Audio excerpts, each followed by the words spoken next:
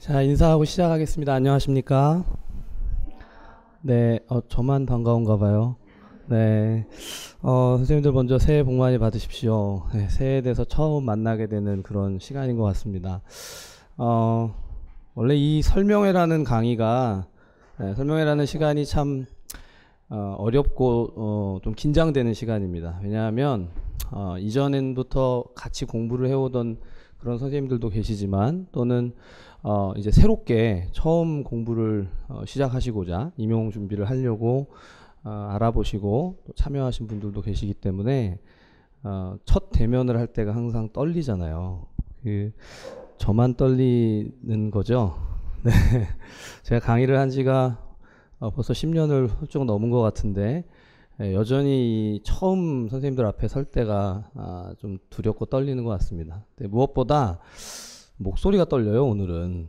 왜냐하면 이제 좀 감기가 덜 나은 것 같습니다. 그래서 목소리가 좀 불편해서 사실은 더 꾀꼬리 같은 목소리로 강의를 합니다. 네, 진짜 믿으셔도 됩니다. 그렇죠? 그래서 오늘 일단 뵙게 돼서 너무 반갑고 이 새해 이제 새롭게 각오를 다지고 또 어떻게 강의를 진행할 것인지 또 이 시험에 대한 전반적인 내용들을 또 궁금해 하시면서 오신 게 아닌가 생각합니다. 제가 시작하면서 좀 이 설명회하고 관련해서 좀 다른 측면의 이야기를 해드리려고 해요. 제가 보기엔 되게 진지해 보이죠? 네, 막 강요하고 있죠. 네, 저희 딸이 그러더라고요. 아빠는 너무 진지해서 그 진지함을 좀 없애면 대성할 것입니다. 이러더라고요. 네, 근데 이제 옛날에 핑크 대왕이라는 대왕이 있었습니다. 혹시 핑크 대왕의 이야기를 아시는 분 있으세요? 네, 알아도 지금 모른다고 해야 되죠, 그렇죠? 네, 핑크 대왕이 어떤 사람이냐면 핑크색만을 좋아하는 사람이에요. 그래서 자기가 보는 모든 것을 다 핑크색으로 칠하라고, 핑크색으로 보이게 하라고 신하들에게 명령을 내렸습니다. 이제 신하들이 그 명령을 받고 밤새도록 고민을 한 거죠. 어떻게 해야 될까? 그래서 일단은 핑크색 염료를 만들어 가지고 보여지는 모든 것들을 다 핑크색으로 칠했어요. 근데 그 다음날 이제 이 왕이 딱 나가서 밖을 보니까 자기 자식들도 다 핑크색으로 칠해져 있고 궁궐에 있는 모든 것들이 다 핑크색으로 되어 있어서 너무 기뻐하면서 아 좋다 하는데 하늘을 딱 봤더니 핑크색이 아닌 거예요. 그러니까 이제 신하들을 다시 불러서 내가 다 핑크색으로 바꾸라고 하지 않았냐. 그랬더니 신하들이 고민하다가 어떻게 했는지 아십니까? 좋은 방법을 생각을 한 거예요. 핑크색 안경을 만들어줬어요. 그랬더니 이제 왕이 만족하고 뭘 보든지 핑크색으로 보인다 하면서 즐겁게 살아갔다는 옛날 얘기가 있습니다. 네, 정말 재밌는 얘기였는데 제가 12년 동안 이런 얘기를 참 많이 했지만 이렇게 안 웃으시는 팀은 처음 봤습니다. 이게 무슨 얘기냐면 사실은 우리가 어떤 관점이나 시각을 가지고 사느냐, 어떤 신념을 가지고 사느냐에 따라서 굉장히 세상을 바라보는 게 다를 수 있다라는 생각이죠. 분명히 여기 오신 선생님들은 지금 교사 임용에 대한 관심과 또 삶의 목적을 거기에 좀 맞춰보면서 그렇게 동기가 부여되어서 오신 게 아닌가 생각을 해요. 근데 내가 가지고 있는 관점, 내가 가지고 있는 시각, 이 시험 자체 뭐 그냥 시험 잘 보고 시험 합격해서 그냥 교사가 되면 되는 것 아닌가 이런 아주 심플하고 단순한 그런 생각부터 또 내가 교사가 돼서 뭘 할 건지, 교사가 되는 것 자체가 그 이후에 어떤 역할들이 있고 목적이 있는지를 생각하는 건 깊이가 굉장히 다르다고 봅니다. 아니 학원에서 임용고시 어떻게 잘 보는지만 얘기하면 되지 뭔가 좀 깊은 이야기를 하는 것 같으니까 부담스러우실 수도 있겠지만 제가 단연간 강의를 하면서 보니까 이 부분에 대한 게 정리가 안 되면 아무리 공부를 열심히 해도 중간에 반드시 슬럼프가 오고 그리고 참 힘들어지는 것을 봐요. 심지어는 합격을 하고도 다시 돌아와서 제가 학원 강사잖아요. 저를 찾아오셔서 선생님 제가 합격을 했는데 왜 합격했는지 모르겠어요. 이런 선생님이 있어요. 안 믿기시겠지만 진짜입니다. 합격하고 몇 개월 안 돼서 내가 왜 갔는지 모르겠다. 이런 분들이 있더라고요. 그래서 처음 이제 이 공부를 시작하면서 선생님들을 첫 대면하는데 제가 참 많이 고민을 했습니다. 무슨 얘기를 하면서 시작을 해야 될까. 그냥 전공 과목은 이렇게 공부를 하면 됩니다. 이것만 쫙 풀어놓으면 되는 게 아니라는 생각이 들었기 때문에 잠시 좀 다른 방향의 말씀들을 드립니다. 자, 근데 중요한 건 여러분들 태어난 지 얼마 안 된 게 아니잖아요. 다들 인생을 살아오신 지 다 성인이죠. 그렇죠? 그래서 공부를 해왔고 나름대로 삶을 살아왔고, 특히나 여기 계신 분들 간호사가 아니신 분들 있습니까? 간호사이거나 간호대학을 다니거나 뭐 둘 중에 하나예요. 그렇죠? 그러면 다 인생을 살아오면서 과거의 경험이 있고요. 그럼 현재 우리가 겪고 있는 게 있고요. 앞으로 기대하는 미래가 있습니다. 그러면 분명히 과거가 내 현재에 지금 영향을 미치고 있거든요. 그렇죠? 그 과거 중에는 내가 잊어버리고 싶은 과거도 있습니다. 좀 벗어버리고 좀 지워버리고 싶은 과거도 있고, 특히나 이제 시험과 관련해서는 바로 직전에 시험을 쳤는데 내 생각만큼 결과가 좋지 않았다. 그럼 그 결과로서 불합격했다.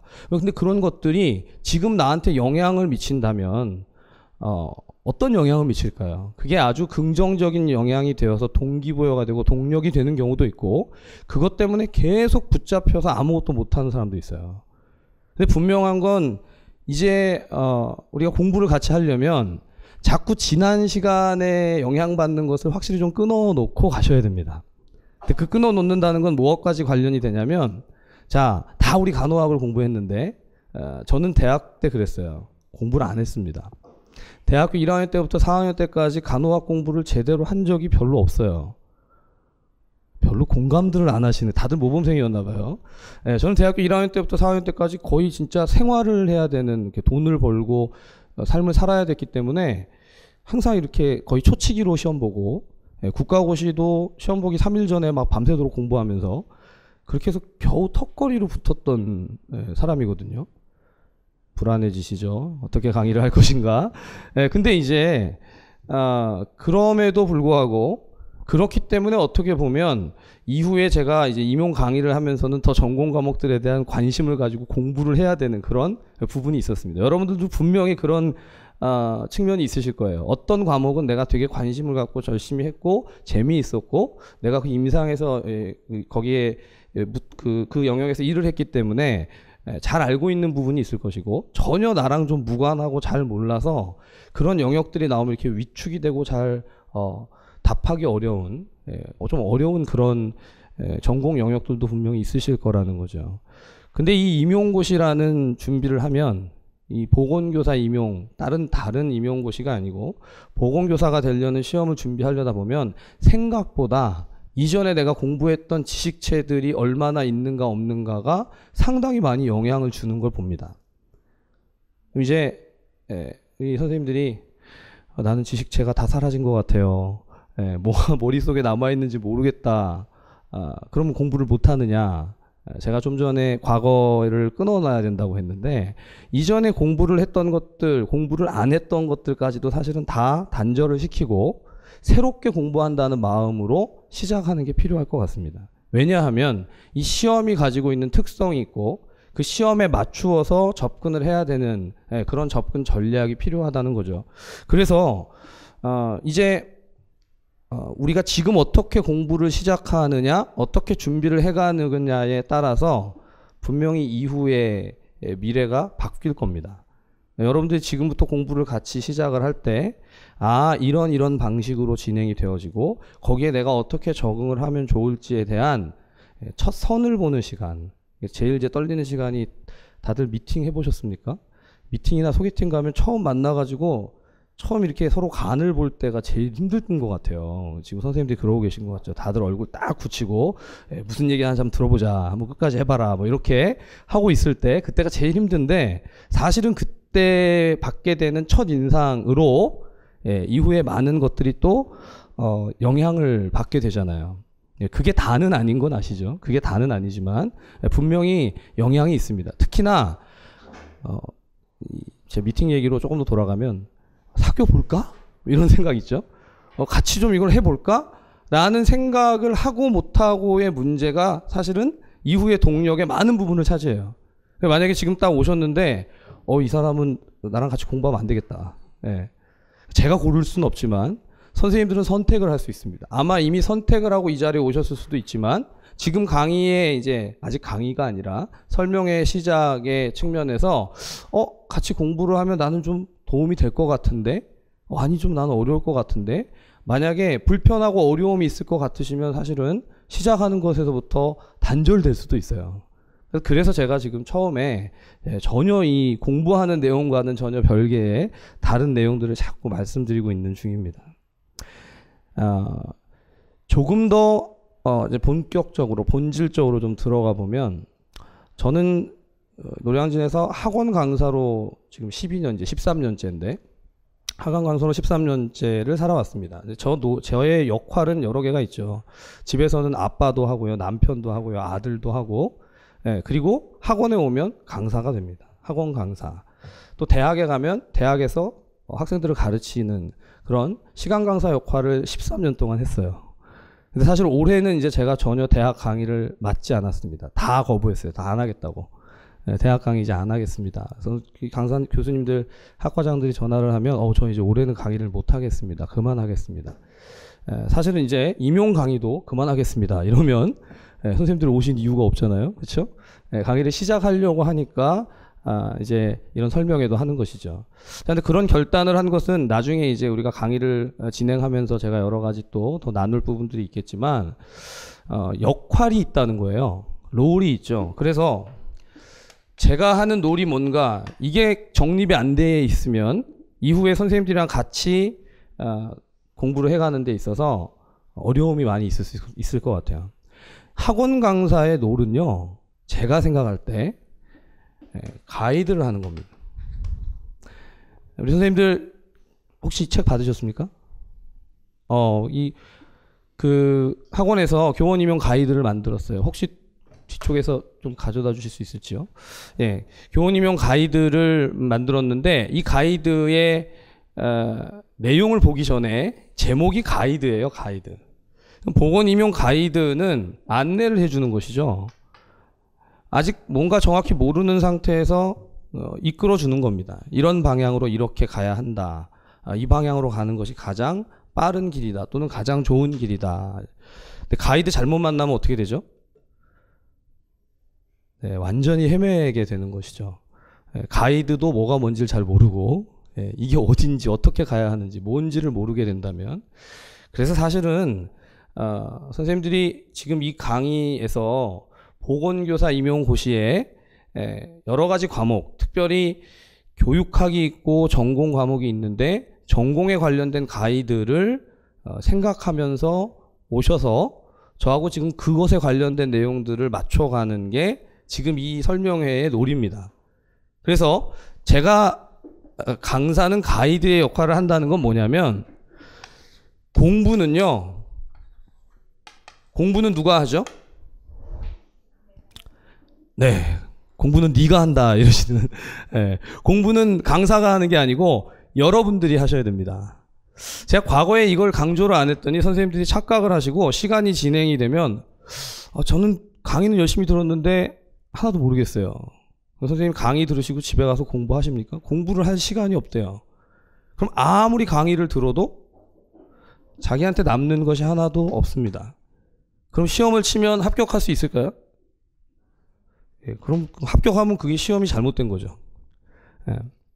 굉장히 중요한 것을 말씀드립니다. 선생님들이 이제 임용고시를 보겠다고 생각을 하면 물론 당연히 공부를 할 마음이 있겠지만 이전보다 더 배전의 노력을 정말 여기 배수진을 치고 내가 공부를 최선을 다해서 열심히 해보겠다라는 마음을 가지고 시작하셔야 되고 공부하겠다는 마음이 가득할 때 강사인 저는 여러분들을 어떻게든 도와드려서 방향을 잘 잡고 시간을 세이브하면서 너무 많은 쓸데없는 데 시간을 버리지 않도록 잘 절약해서 갈 수 있도록 방향을 잘 제시해 드리는 것이 저의 가장 중요한 롤이라고 생각을 합니다. 그래서 공부를 할 수 있도록 서포트를 하고 지원을 하는 거. 어떤 서포트와 어떤 지원을 하면 좋을까요? 여러분들에게 음식을 제공하고, 그렇죠? 여러분들에게 공부할 수 있는 학습비를 다 제공해 드리고 그러면 좋잖아요. 네, 역시나 우리 선생님들 설명해 오신 선생님들은 다들 이렇게 딱 굳으셔가지고 네, 저를 두렵게 하십니다. 얼굴을 좀 풀어주셔도 돼요. 이게 이제 어떤 지원을 하는가, 당연히 우리가 기대하는 지원이 있죠. 선생님들이 여기 오셔서 저에게 바라는 것은 당신은 다른 건 필요 없고 이 시험이 문제가 뭐가 나오는지만 딱 찍어주면 된다.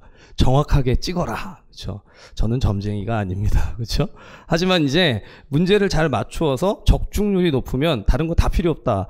그러면 사실 강의도 필요 없어요, 여러분. 제일 좋은 건 뭔지 아세요?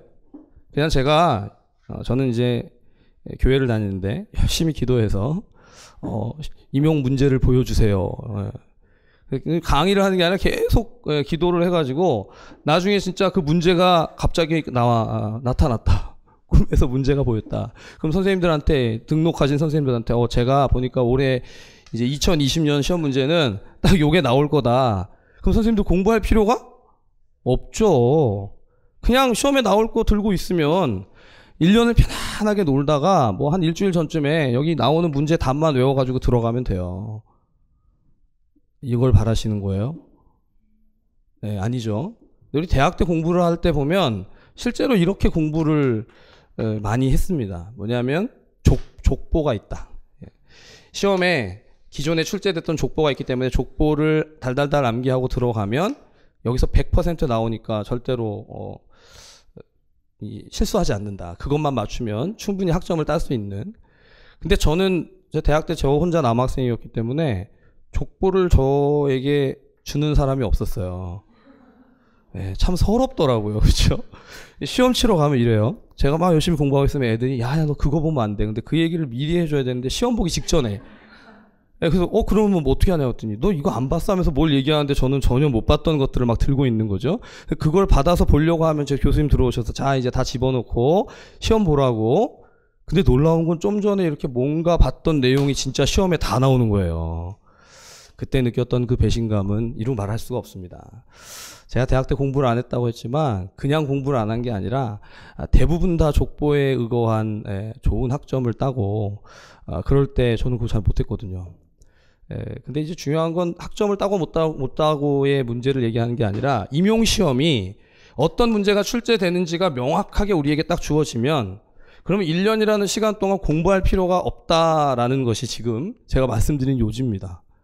근데 선생님도 아시겠지만 이걸 알 수가 없어요. 올해 어떤 문제가 출제될지 알 수가 없습니다. 제가 13년째 해보는데 예측을 해보지만 안 돼요, 예측이. 나름 기대를 하고 자, 이 문제가 나올 것이다 라고 생각을 하지만 그것을 적중시키는 능력은 저한테 없습니다.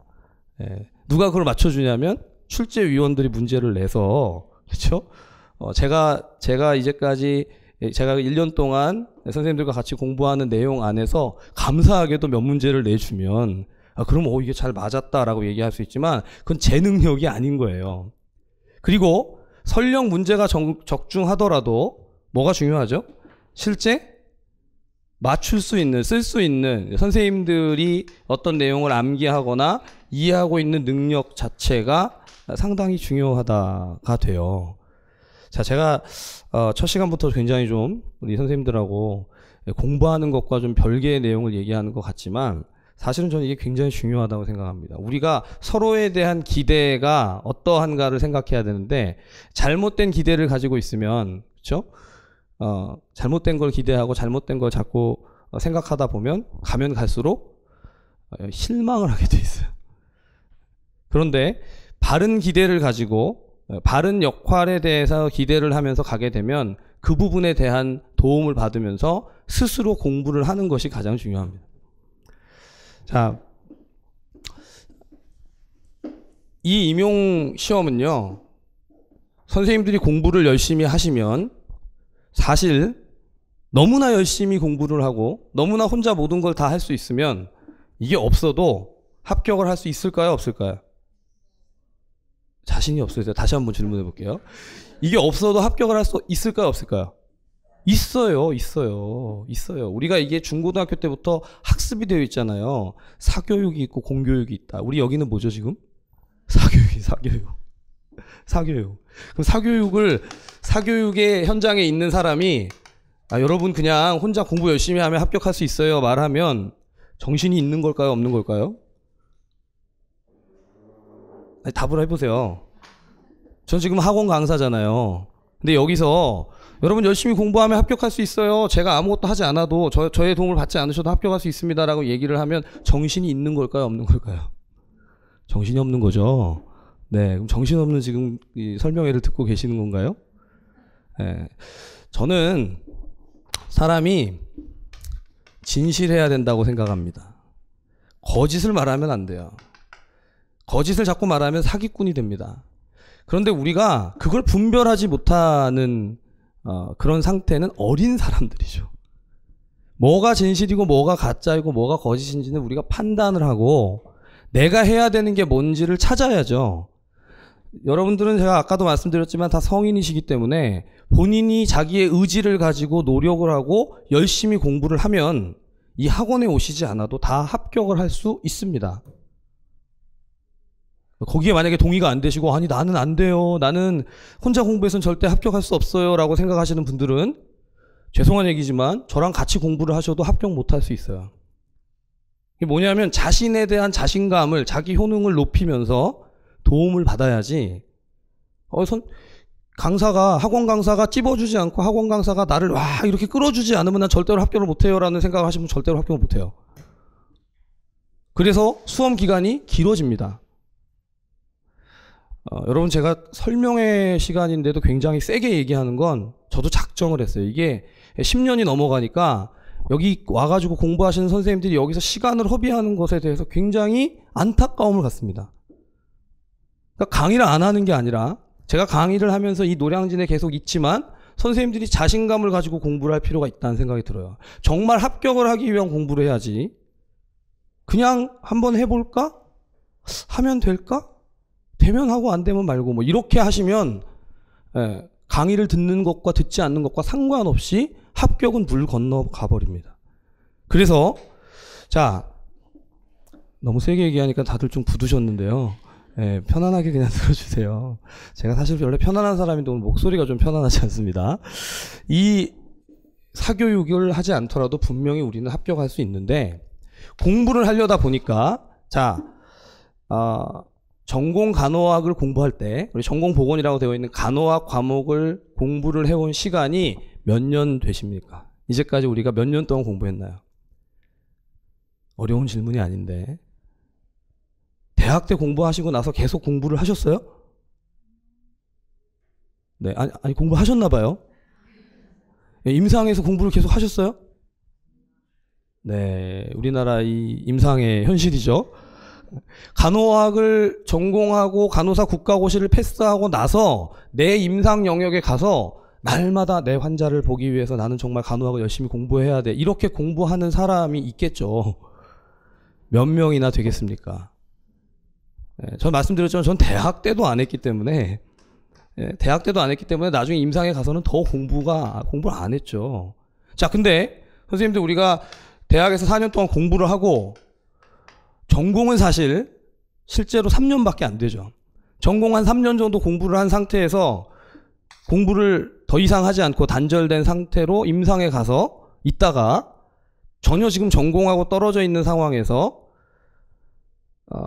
임용고시라는 시험을 준비를 한다. 자, 그러면 우리가 전공 내용에 대해서 얼마나 회상을 해낼 수 있을까? 리콜 해낼 수 있을까? 기억할 수 있을까? 네, 한번 생각해 보십시오. 네, 제가 생각할 때 이게 가장 문제예요. 없단 말이에요, 거의. 지금 4학년, 최근에 보니까 점차 준비하는 연령대가 낮아져서 지금 대학교 4학년인데 국가고시를 준비하면서 임용을 준비하고 작년에는 그렇게 해서 합격한 사람이 있어요. 저한테 당황해서 메일을 보냈더라고요. 학생이. 교수님 저 합격했다고. 이럴 줄 몰랐다고. 예.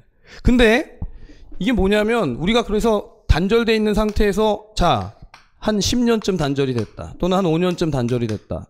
뭐 아주 짧게 한 3년쯤 단절이 됐다. 그래서 공부를 시작하려고 임용고시를 딱 보면 그래 내가 혼자 공부하면 되지 하고 딱 보면 광활하게 펼쳐진 전공 과목을 우리가 3년 동안을 공부를 했는데, 자, 그럼 이번 학기는 지역사회, 다음 학기는 정신간호, 그 다음 학기는 성인간호, 이렇게 공부를 할 수 있는 정신이 없어요. 정말 복잡하고 어렵다라는 겁니다. 동의하십니까?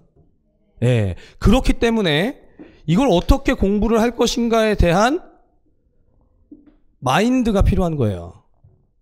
제가 선생님들에게 도움을 드릴 수 있는 가장 핵심은 뭐냐면, 전공 과목을 공부를 하는데 이 임용시험에서 출제되는 것과 가장 최적화를 시켜서 가장 효율적으로 짧은 시간 안에 어떻게 하면 우리가 3년 동안 또는 4년 동안 공부했던 전공 과목을 임용에 출제되는 방향에 맞추어서 짧은 시간 안에, 우리 학원의 강의의 패키지는, 학원 강의의 전체 진행은 1년을 스케줄로 하기 때문에 1년 안에 공부를 할 것인가를 제시해 드리고, 그래서 이제 혼자 공부하라고 그럼 방치하는 게 아니라 옆에서 가이드를 하면서 같이 가는 그 과정에서의 역할을 한다라는 겁니다. 그래서 저는 그게 학원 강사의 최적의 역할이라고 생각해요. 그걸 넘어서면 어떻게 갈 수 있냐면, 자, 요것만 공부하시고 요것만 암기하고 이 문제만 시험에 나오니까 다른 건 안 봐도 된다, 뭐 이렇게 너무 막 제한하고 한정을 해버리면 선생님들이 거기에 완전히 매몰이 돼버리고, 이 전공 영역 전체에서 출제될 수 있는 수많은 가능성들을 제가 다 차단할 수도 있어요. 그것은 아주 해로운 역할이죠. 근데 그렇다고 해서 그러면 우리가 대학에서 공부한 것처럼 모든 영역을 다 그 전공 과목의 학점수에 맞추어서 그렇게 공부할 건가? 할 수 있을까요? 할 수 있습니다. 한 3년 하면 되죠. 네. 그렇게 할 수 없기 때문에 굉장히 짧은 시간 안에 그 전공에 대한 내용들을 요약하고 정리하면서 풀어가는 방식의 진행을 하게 되는 겁니다. 제가 방금 말씀드렸던 이 공부하는 것에 있어서, 공부하는 데 있어서의 자율성 내지는 동기부여가 되어지는 것을 말씀드리면서, 그래서 학원 강의로 제가 이제 학원 강사로서 도와드릴 수 있는 부분들을 설명을 드리는데, 그래서 더 구체적인 게 필요하죠. 그냥 그래서 그럼 당신이 뭘 할 수 있냐, 뭘 도와줄 수 있냐, 나는 그럼 정확하게 어떤 공부를 해야 되느냐, 이제 그런 것들을 계속해서 더 설명을 좀 드려보려고 합니다. 자, 근데 이 자료를 보세요. 이걸 보면 2020년 교원 임용 가이드입니다. 이 가이드를 보면 한 페이지만 넘겨보세요. 좀 전까지는 시험이 어떤 것이냐에 대한 정보는 전혀 얘기하지 않고, 그냥 단순히 우리가 공부해왔던 전공 과목과 그것에 대해서 공부를 하는 것에 있어서의 어려움을, 난제다, 난항이다라는 것만 얘기한 거잖아요. 자, 그런데 첫 페이지를 보시면 중등고사 임용시험에서, 자, 거기 아래쪽에 뭐 출제 방향, 근거 법령, 시험 관리 기관, 시험 일정, 그리고 시험 과목, 시험 시간, 시험 유형이 나오는데, 시험 유형에서 교육학이 있고 전공이 있어요. 그렇죠? 선생님들 중에는 이미 이건 다 알고 있고, 이런 내용들은 이미 다 정리가 되어 있고, 시험의 방식이라든가 내용이라든가 심지어 합격선까지, 경쟁률까지 모든 것들이 다 깨어져 있는 분들도 있지만, 그냥 뭐지 하고 오신 분들도 있기 때문에 제가 조금 자세하게 설명을 드립니다. 자, 여기 보면 교육학이 있는데, 교육학은 1시간 동안 한 문제를 보는 거예요, 시험을. 근데 교육학은 제가 가르쳐 드릴 수가 없어요. 저는 교육학을 담당하지 않습니다. 그래서 이건 교육학 교수님한테 가서 물어보시고, 제가 담당할 수 있는 것은 뒷부분에 있는 교과 교육학, 교과 내용학에 해당되는 전공 과목이에요. 그렇죠? 근데 전공 과목에 출제되는 문제의 수는 총 몇 문항일까요? 이 덧셈을 해야 되는데. 네, 2교시에 몇 문항이죠? 12문항, 3교시에 11문항. 이게 작년까지, 올해 시험까지는 달랐는데 바뀌었습니다. 굳이 지난 건 알 필요 없으니까 12문항과 11문항으로 2교시, 3교시의 문항수가 다르고, 출제되는 방식은 두 교시가 다 기입형과 서술형이에요. 자, 그냥 기입형 문제가 있고 서술형 문제가 있어요. 서술형. 과거에는 논술형 문제가 있었는데 이게 채점이 어려우니까 아예 다 지워버렸어요. 그래서 기입형과 서술형으로 두 가지 형태밖에 없다라는 겁니다. 자, 그래서 한 페이지 넘겨보세요. 넘겨보시면 2교시와 3교시의 전공 A, 전공 B, 그 전공 A와 전공 B에 보면 교과 교육학, 교과 내용학 해서 교과 교육학의 출제 비율이 25에서 35%고 교과 내용학의 출제 비율이 65, 65에서 75%까지로 되어 있습니다. 자, 선생님들 질문. 우리가 간호학을 공부할 때 교과 교육학과 교과 내용학이 나눠져 있습니까? 구분이 안 됩니까? 뭐가 교과 교육학이고 뭐가 교과 내용학이죠? 네, 특별히 올해 설명해 오신 선생님들은 다들 아주 입을 아끼시네요. 침묵은 금이 아닌데. 자, 이 교과 교육학과 교과 내용학이 구분이 안 되죠. 우린 구분이 안 돼요. 근데 이제 대부분의 사범대학의 교육학과 뭐 국어교육학이든 영어교육학이든 이런 곳에서는 교과 교육학과 교과 내용학이 나눠져 있지만 우리는 안 나눠져 있어요. 그럼 보건교사 임용을 준비할 때는 이게 필요가 없습니다. 그냥 어떤 과목을 공부를 해야 되는가만 아시면 돼요. 그렇죠? 자, 그래서 제가 그걸 정리를 해드리면 우리가 공부했던 과목들은 참 많습니다. 그렇죠? 간호학을 공부할 때 기본 간호학도 있고, 제가 공부한 걸 써볼게요. 간호학 개론도 있고요. 그리고 지역사회 간호학도 있고, 성인 간호학도 있고, 정신 간호학도 있고, 아동 간호학도 있고, 여성 간호학도 있고, 또 뭐가 있죠? 뭐 간호윤리도 있고, 간호 관리도 있어요. 네, 통계도 있고, 뭐 이런 과목들이 막 있어요. 그쵸? 저만 이런 건가요? 네. 다들 이렇게 과목이 있잖아요. 제가 대학에서 가르쳤던 과목들을 생각해보면 사실 더 많아요. 여기 우리 뭐가 있죠? 병리학, 해부학, 생리학, 또 영양, 뭐 많잖아요. 근데 그런 과목들 다 필요 없습니다. 그러니까 임용을 준비할 때는 특별히 윤리가 필요 없다. 그죠? 간호윤리 필요 없고, 간호관리 필요 없고, 통계도 필요 없고, 기본 간호도, 간호학 개론도 다 필요 없어요. 이제까지 제가 강의를 하면서 보니까 결국은 5과목으로 요약이 되는데, 지역사회 간호랑 성인 간호랑 정신 간호랑 아동 간호랑 여성 간호와 이 5가지 과목을 공부하는 것으로 충분합니다. 이너프합니다. 이너프. 근데 대부분 이제 제가 질문 받았던 것 중에 선생님은 지역사회 성인 정신 아동 말고 응급간호나 노인간호학을 다른 교재를 가지고 다시 가르쳐 주십니까? 이걸 궁금해 하시는 선생님들이 꽤 계시더라고요. 저는 답을 이렇게 드려요. 저는 왜 이거 하는지 잘 모르겠습니다. 왜냐하면 이건 뭐에 근거해야 되냐면 이제까지 기출됐던 문제들을 분석을 할 때, 기출된 문제들을 볼 때 지역 성인 정신 여성 아동으로 구분한 것 안에서 이제까지 문제의 카테고리를 다 분류할 수 있다고 제가 분석하기 때문이에요. 예. 하지만 다른 생각을 가지면 그러면 간호 관리도 해야 되는 거 아닌가? 기본 간호도 해야 되는 것 아닌가? 또는 응급간호, 노인간호 이런 과목들을 더 막 추가해야 된다고 생각할 수도 있습니다. 틀린 게 아니라 다른 거예요. 근데 중요한 건 저는 이제까지 강의를 이 5과목 이외에 하지 않았습니다. 5가지 과목이 지역사회 간호학, 정신간호학, 성인간호학, 여성간호학, 아동간호학 이거 하기도 바빠요. 근데 이 5가지 과목을 기본 과목으로 생각하면서 이 내용 안에서 시험 문제가 교과 교육학과 내용학의 내용들이 다 출제돼 왔다라고 보시면 맞아요. 자, 그러면 이제 궁금한 게 하나 더 있죠. 그럼 거기서 출제가 되는데 시험 문제가 출제되면 그 문제를 어떻게 채점하는가? 사실 시험 볼 때까지 제일 궁금한 게 채점 기준입니다. 자, 거기 옆에 3페이지 한번 보시면 3페이지에 채점 방법을 보면 공정하고 객관적이며 정확한 채점 업무 수행을 위한 채점 시스템 운영 이렇게 돼 있죠. 선생님들 관심이 있으신 분들은 아시겠지만 올해 임용이 끝나고 나서 굉장히 디베이트가 논쟁이 많이 됐어요. 공정하지 못한 것 같다. 객관적이지 않다. 그래서 어제자에 제가 들어가 봤더니 교육과정 평가원에 온갖 질의가 있어요. 채점 기준을 좀 제시해라. 교육과정 평가원의 공식적인 답변, 저는 교육과정 평가원 사람이 아니지만 그들의 공식적인 답변은 뭐냐면 오류 없다. 그리고 공개할 수 없다. 왜죠? 문의가 많아서 그래요, 진짜. 너무 힘들다. 관리가 안 된다. 선발 관리하는데 너무 힘들고 어렵기 때문에 행정 비용이라든가 여러 가지가 너무 괴로워서 도저히 채점 기준을 제시할 수 없다가 교육과정평가원의 답이에요. 이제 정부의 그 교육과정평가원에 대한 비판을 하는 게 아니라 왜 그렇게 할 수밖에 없는가에 대한 설명까지 하고, 예를 드는 게 사법고시나 행정고시도 다 안 한다. 채점 기준 주지 않는다.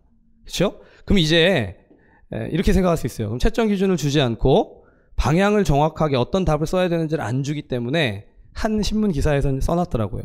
이렇게 하다 보니까 결국 사교육으로 몰려가게 되고 강사 답안에 의존하게 되어 있다. 학원으로 가라 이렇게 하는 것 같이 공교육에서 밀어놓고 있다는 거예요. 중고등학교만이 아니라 대학 교육도 역시나 공부를 다 하고 나서 이게 도대체 뭐가 답인지를 모르겠다 이런 방향으로 몰려져 있는 게 현실입니다. 그래서 선생님들과 같이 공부를 하다 보면 제가 제일 많이 받는 질문이 뭐냐면, 기출문제의 답을 정확히 알려주세요. 그렇죠? 그럼 기출문제의 답을 정확히 알고자 하는 이유는 뭘까요? 그대로 외우려고. 네. 답을 알려주면 그 답을 그대로 암기하겠다라는 거예요. 자, 근데 선생님들 기출문제가 이제까지 출제됐던 문제들이 참 많을 텐데 그 문제가 똑같이 다시 출제됩니까? 네, 절대로 다시 출제가 안 돼요. 그렇죠? 그리고 다시 출제가 된다고 하더라도 만약에 제가 어떤 답을 제시했는데 그 답이 그대로 채점이 되지 않을 수도 있어요. 이건 뭐냐면 이 문제에 대한 뭐가 중요하냐면 해석이 중요하다는 겁니다. 해석이.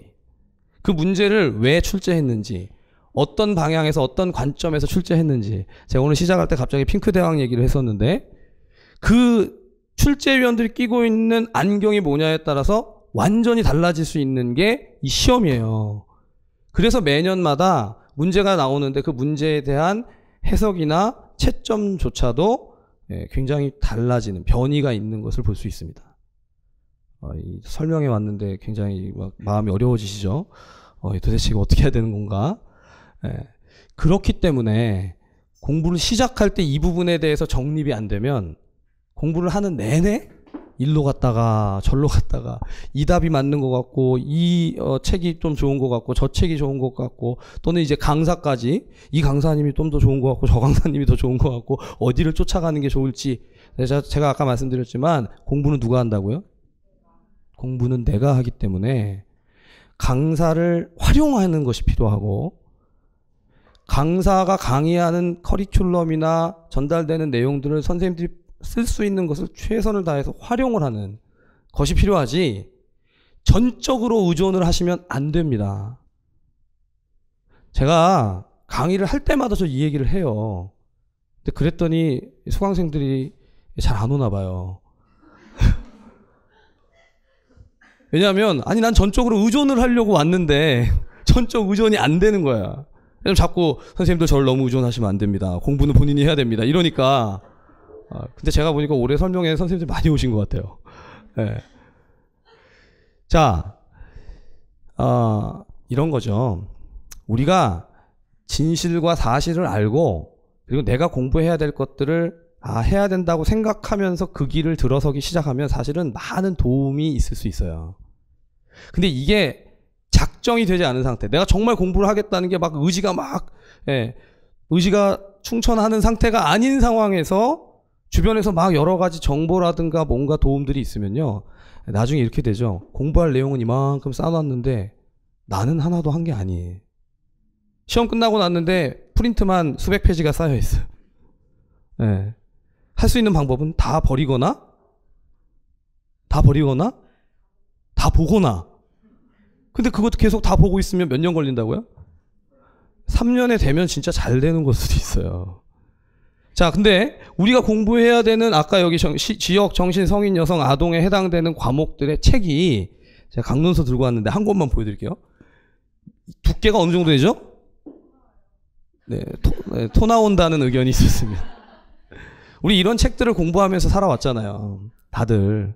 그렇죠? 우리 간호학 이 전공 공부의 여러 가지 암울한 어려움에 대한 현실을 같이 또 공감하면서, 전공을 이렇게 공부하고 나면 그럼 이 책의 내용을 다 아세요? 아니거든요. 그런데 이걸 임용 공부한다고 갑자기 수천 페이지를 갖다 놓고 선생님들이 그걸 1년 안에 내가 이걸 다 공부해가지고 시험에 나오는 걸 맞추겠다. 당연히 수천 페이지에 해당되는 내용에서 시험 문제 나올까요? 안 나올까요? 나오죠. 적중 100%입니다. 근데 그렇게 공부를 해서는 이 시험은 합격할 수도 있겠죠. 합격 못하는 게 아니에요. 왜냐하면 공부는 내가 하기 때문에. 합격할 수 있어요. 하지만 수천 페이지를 공부해서 합격을 할 거냐. 아니면 내가 공부하는 영역을 어떻게든 최소화시켜서 좀 효율적으로 가장 좀 적절한 것으로 줄여가서 그것을 가지고 기쁘게 즐겁게 공부를 할 것이냐. 저는 그게 포인트인 것 같습니다. 적어도 임용 공부를 하든 수능 시험을 보든 아니면 직장 입사를 하기 위해 입학이 아니죠. 입사 시험을 보든 즐겁고 기쁜 마음으로 공부하는 사람을 이길 사람은 없어요. 그리고 즐겁고 기쁘게 공부를 하면 설령 떨어지더라도 그렇게 괴롭지 않습니다. 왜냐하면 다시 하면 되니까. 여러분 실패하면 끝이 아니에요. 인생에서 실패해 보신 적이 없는 분은 실패해 보시기 바랍니다. 네. 학원 강사가 할 말이 아니죠. 여러분들 공부해서 떨어지는 게 오히려 도움이 될 수도 있어요. 저 강사 이상한 강사인데 이게 맞아요. 그렇죠? 근데 저는 그렇게 배웠고 그게 맞는 것 같아요. 모든 것이 절대 틀리지 않고 절대 실수하지 않고 절대 오류가 없는 상태로 인생을 살아가면 반드시 그것은 절대 오류에 빠지게 돼 있어요. 임용시험을 준비하면서 선생님들의 마음이 이게 시험이 그렇게 녹록한 건 아니구나. 적어도. 그리고 내가 이제까지 공부했던 게 어떤 것이든지 간에 그것이 잘 좀 기억이 나면 좋겠지만 기억이 안 나기 때문에 기간 안에 잘 공부하면서 내 머릿속에 남겨가서 시험장에 가서 잘 풀어내는 과정까지를 묵묵히 성실하게 좀 공부를 해가야겠구나 라는 마음이 생기신다면 그럼 제 생각에 공부할 준비가 된 것 같아요. 근데 만약에 이게 좀 안 맞는 것 같아. 어떠지? 이거 지금 들어보니까 한 40여 분을 들었는데 이 시험은 죽으러 가는 것 같다. 시작을 하려고 하니까 벌써 목이 막 턱 막힌다. 그러시면 공부하는 순간에 계속해서 어려움이 있을 수가 있습니다. 결단을 하는 시간이 필요한 첫 시간에. 이렇게 얘기하지 않고 그냥 선생님들 제가 강의하는 거 들으시면 합격 가능성이 높습니다. 문제 제가 많이 맞춰드릴 수 있고요. 제가 하는 커리큘럼 전체를 따라오시면 많이들 합격했어요. 현직 교사 많아요. 라고 얘기하는 건 참 쉬워요. 그쵸? 근데 그게 정답이 아니라는 생각이 들어서 제가 오늘 첫 시간이지만 선생님들이 계속 저랑 같이 공부하실지 아닐지도 모르는 상황에서 사실을 좀 말씀드리고 싶었습니다. 자, 여기까지 공감이 되시고 동의가 되신다면 지금부터 제가 말씀드릴 것은 그 공감을 넘어서서 그러면 이제 1년 동안 어떻게 공부를 할 것인가를 말씀드릴 거예요. 이제까지 강의를 계속 해왔기 때문에 제가 했던 커리큘럼이라는 것이 있고 진행했던 그리고 제가 다루었던 공부를 진행하는 강의를 진행하는 방식이 있었습니다. 그리고 올해 이제 계획하고 있는 게 있어요. 계획은 완벽하게 그렇게 다 진행되지 못할 때도 있지만 그런 계획, 그런 방향을 가지고 가겠다라고 하는 것을 제시를 좀 해드리려고 합니다. 예. 쉬는 시간을 따로 드리진 않겠지만 혹시 지금까지 들으셨는데 나는 못하겠다라고 생각하시면 그냥 돌아가셔도 제가 서운해하지 않겠습니다. 네. 근데 보니까 다들 이렇게 계속 고개를 끄덕끄덕 해주시고 네. 의지가 막 이렇게 충천하는 거의 최종 모의고사 반의 느낌이에요 지금. 다음 주에 시험 치러 가야 되는 느낌. 분위기가 참 좋네요. 네, 제가 작년에도 공부를 하면서 같이 공부했던 선생님들에게 이렇게 분위기가 좋은 반은 처음이에요 라고 얘기했는데 그 이후에 또 처음인 것 같아요. 정말 선생님들 다 이렇게 집중하시고 들어주시고 공부를 하고자 하는 마음들이 열의들이 있는 것 같습니다. 항상 제가 조금 우려하는 건 강의를 직접 듣는 것과 인강으로 들으시는 선생님들은 이 분위기를 알 수가 없잖아요. 그래서 인강으로 듣지 마시라는 게 아니라 제가 선생님들의 얼굴을 알 수 없기 때문에 이 얼굴과 얼굴을 마주대해서 공부하는 것과 저를 이렇게 강의를 하다가 멈추면 어떻게 되죠? 이렇게 딱 서 있는, 강의 진행하다 딱 듣기 싫으면 딱 멈추고 이렇게 하는 것과는 참 차이가 있습니다. 근데 작년에 보니까 인강으로 공부하셨던 선생님 중에서 저한테 장문의 메일을 써주셨는데 이렇게 쓰셨어요. 제목이 이거예요. 제목이 교수님 불합격했습니다 였어요. 근데 제가 그 글을 다 읽고 진짜 감동하고 눈물이 났습니다. 떨어졌는데 그 과정 속에서 배우고 그 과정 속에서 여러 가지 경험들을 하고 그것이 너무 감사하다고 쓰셨더라고요. 선생님 떨어지신 게 참 안타깝고 마음이 아픈데 그 글을 쫙 읽다가 너무 놀랐어요. 그런 편지는 13년 만에 처음 받아봤거든요. 물론 제가 공부하는데 도움을 주셨기 때문에 감사했습니다 하시는 분들은 많았지만 그렇게 자기 이 삶의 전체를 다 통찰해서 가족관계라든가 자신의 삶의 인생의 목표라든가 이런 것들을 다 한 번씩 생각해보고 그래서 저는 다시 도전합니다. 이렇게 말씀하시는 선생님을 보고 감동이 되더라고요. 이 강의도 아마 들으실지 모르겠는데 근데 이제 1년의 계획을 말씀드릴 때 제가 그런 선생님들에 대한 애정이 있어요.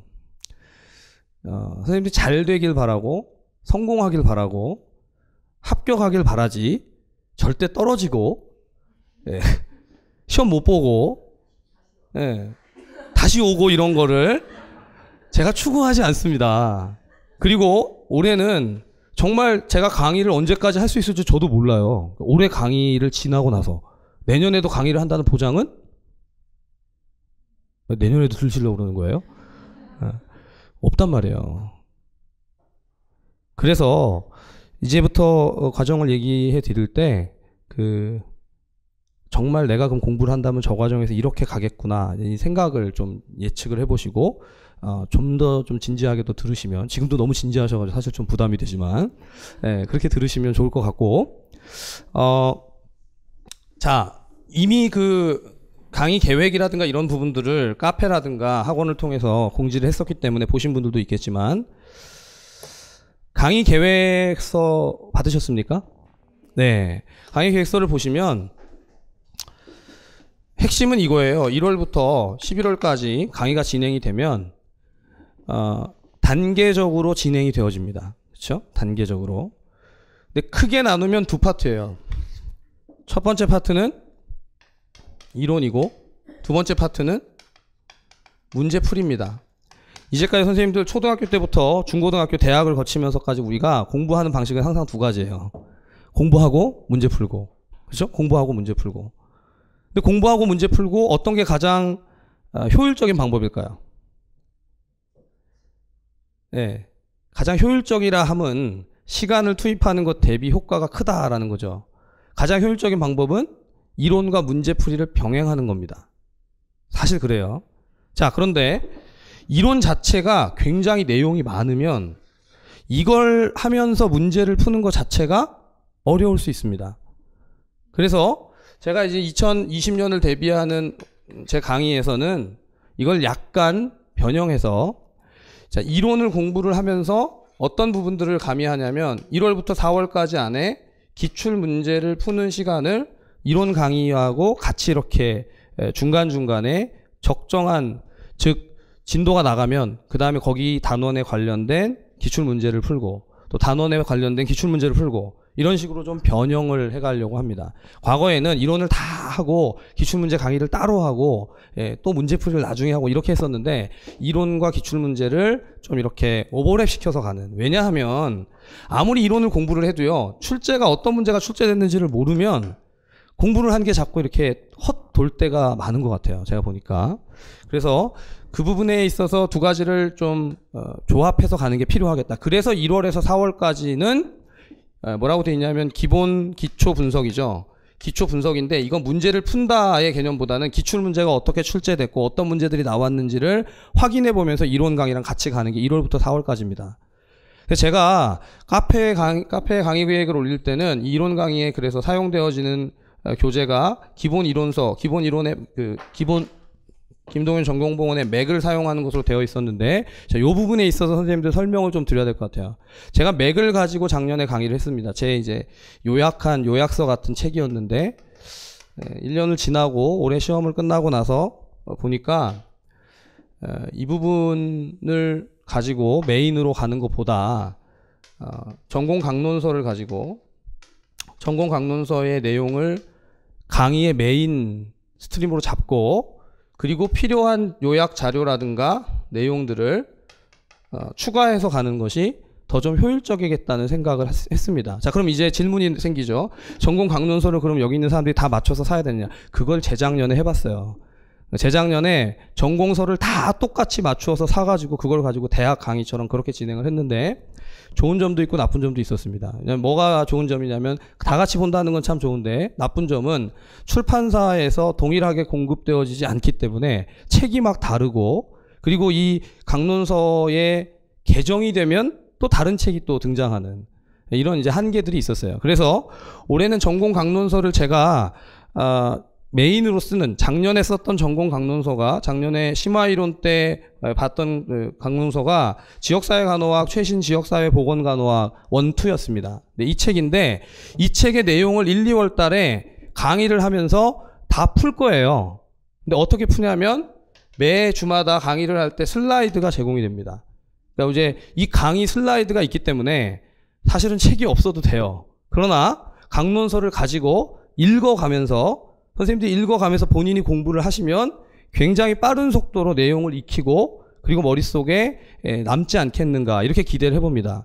그래서 지역사회와 먼저 1, 2월 달에서는 지역사회와 정신간호 두 과목이 주요 과목인데 지역사회 간호학은 강론을 가지고 슬라이드를 통해서 계속해서 내용을 정리하고 그 내용을 익혀가는 좀 이제 키워드라든가 정말 중요하게 익혀야 되는 것들을 익히고 그러면 도대체 요약 자료나 내용은 뭐냐 이 맥이라는 책이 보면 이 강론서의 내용을 근거로 해서 프레임을 짜놨던 책이에요.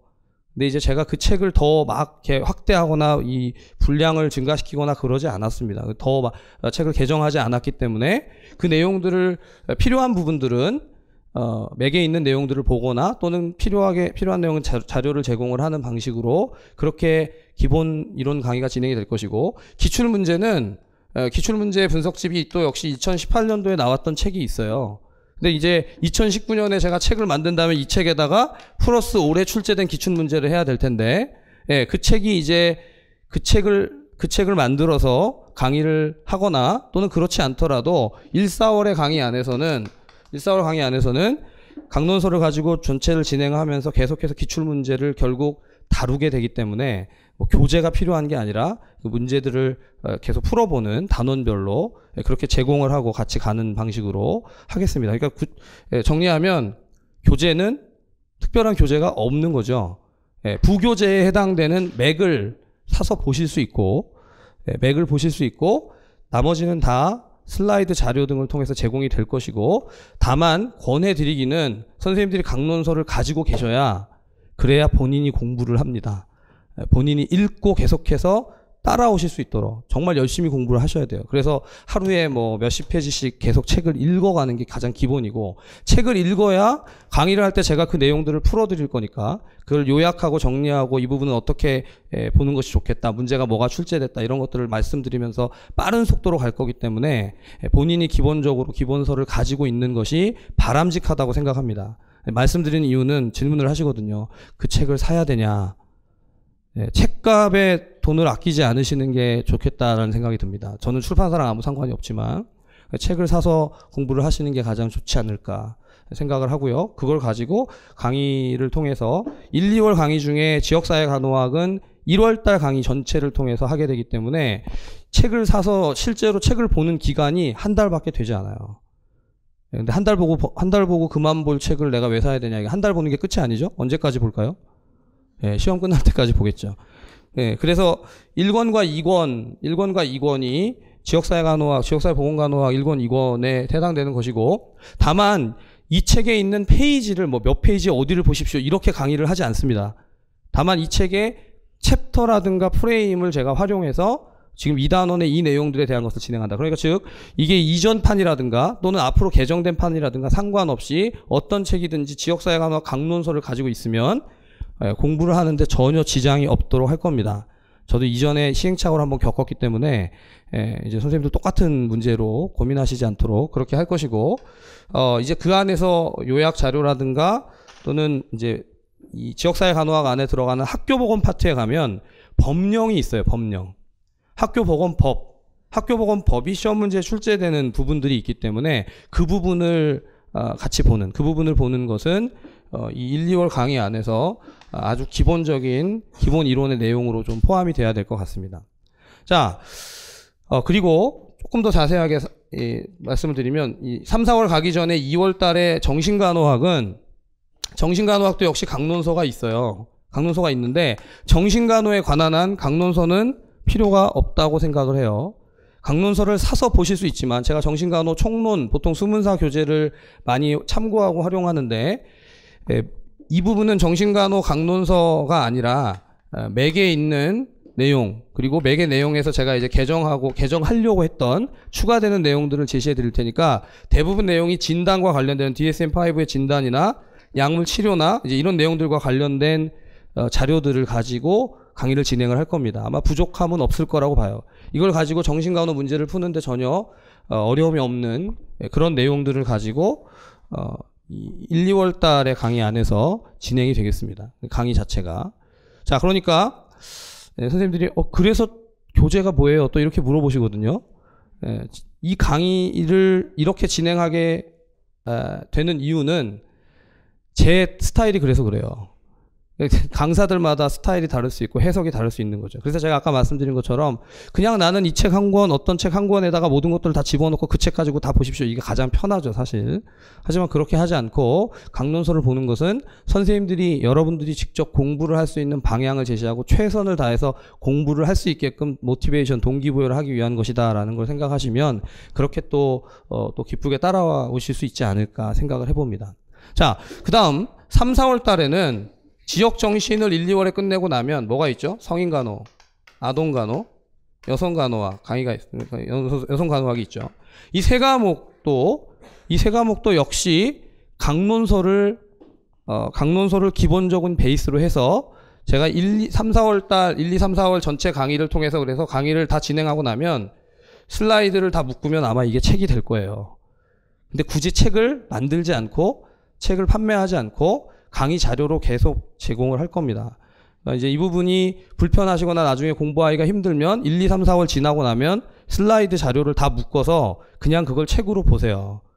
그렇게 하셔도 무리 없게끔 저도 더 이제 이전에 슬라이드를 가지고 강의를 했던 적이 있는데 자료를 좀 보완하고 충분히 좀 도움이 될 수 있도록 그렇게 자료를 제공을 할 테니까 1, 2, 3, 4월에 슬라이드 자료를 가지고 강의를 진행하게 되면 그 슬라이드가 어디에서 근거하는 거냐면 다 강론서의 내용들을 요약하는 겁니다. 강론서의 내용들을 요약해서 필요한 내용들이 들어와 있어서 그걸 가지고 1, 4월까지의 강의가 다 진행되고 나면 그러면 어떻게 될까요? 강론이 이렇게 되는 거죠. 강론을 우리가 1, 4월 동안 읽었고 그 읽은 내용들이 제가 제시해드리는 슬라이드, 그리고 슬라이드를 가지고 강의가 진행되면서 선생님들이 거기에다가 뭐 필기를 하거나 또는 내용을 추가하거나 여기선 이런 기출문제가 나왔다라는 것들이 다 포함이 되어 있으면 그 자료를 다 묶은 상황에서 그럼 이게 뭐가 되죠? 이게 지식체가 되는 거죠.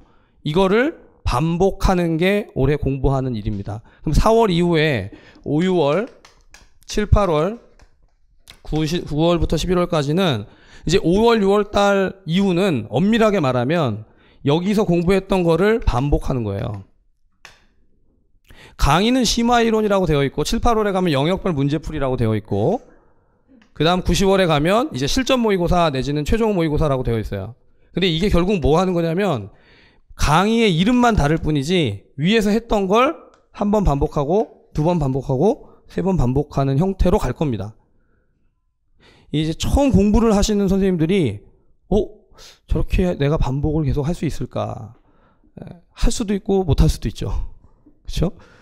그 정말 이제 열심히 따라오시면 그 순서에 맞추어서 잘 따라갈 수 있을 것이고, 버겁고 힘들 수도 있다는 것을 제가 미리 말씀드려요. 하지만 분명히 그렇게 따라가서 공부를 하게 되면 9월에서 11월까지 최종 모의고사까지를 문제를 다 풀고 나면 그 문제를 푼 상태에서 문제를 풀어보고 내용을 공부한 상태에서 실제 이제 시험이죠. 실제 시험에 들어가셨을 때 상당히 자신감을 가지고 문제를 풀 수 있다라고 저는 생각을 합니다. 전체 과정이 이렇게 흘러가요. 여러분들 지금 받으신 그 첫 번째 페이지, 제가 그 자료를 나눠드리고 전혀 설명을 안 드렸는데, 첫 번째 페이지에 보면 나와 있는 그 단계가 1월부터 4월까지, 그 다음에 5, 6월, 7, 8월, 9, 10월. 그래서 한두 페이지 넘겨보시면 이제 시간마다 이제 예를 들면 강론소 강의를 진행하면서는 계속해서 이제 제가 모티베이션을 제공할 거죠. 그러니까 뭐냐면 선생님들 진짜 공부를 하고 있는지를 매주 퀴즈를 볼 거예요. 그러니까 이제 예를 들면 쉽게 설명드리죠. 자, 지역사회 간호학을 가지고 강의를 진행을 하는데, 첫 시간에는 그렇게 못하겠지만, 두 번째 시간에 앞에 공부했던 100페이지까지 내용을 가지고 퀴즈를 내겠습니다. 그러면 공부를 하고 거기 관련된 내용들의 퀴즈를 풀고, 그러면 이제 성취도가 나오겠죠. 자기 나름대로 어느 정도 공부가 됐는지. 나는 전혀 문제를 못 풀겠어. 나는 전체 10문제 중에 5개밖에 못 맞췄어. 그럼 앞에 부분을 다시 읽고 그 부분을 확인하면 그만큼 또 성취도가 올라갈 수 있는 것이겠죠. 근데 그렇게 계속해서 그 다음 시간으로 물고 가면서 매 주마다 퀴즈를 보는 거예요. 퀴즈를 통해서 계속 확인을 해가는 겁니다. 그게 이제 지역사회나 정신이나 성인이나 여성이나 아동이나 다 같은 방식으로 그렇게 이제 사이클이 돌아가는 것이고, 자, 그 뒤에 넘겨보시면 퀴즈를 한 2페이지 정도 넘겨보시면, 2-3페이지 넘겨보시면 문제가 있죠. 문제가. 그 문제가 지금 A4 형태로 되어 있지만, 선생님들 여기 이제 영역별 문풀에 가면, 이제 7, 8월이 되면 영역별 문제풀이 안에서 이 시험과 똑같은 형태의 문제를 매주 풀어요. 그러니까 이제 1월부터 6월까지는 매주 퀴즈의 형태로 자꾸 성취도를 확인을 하는 거고요. 그 다음에 7월부터 11월까지는 매주 사실은 실전에 해당되는, 내용은 실전에서 특정 부분으로 이렇게 나누어 갈 수 있겠지만, 실전에 해당되는 문제의 형태, 모의고사의 형태를 가지고 매 주마다 확인을 해보는 작업을 하게 된다.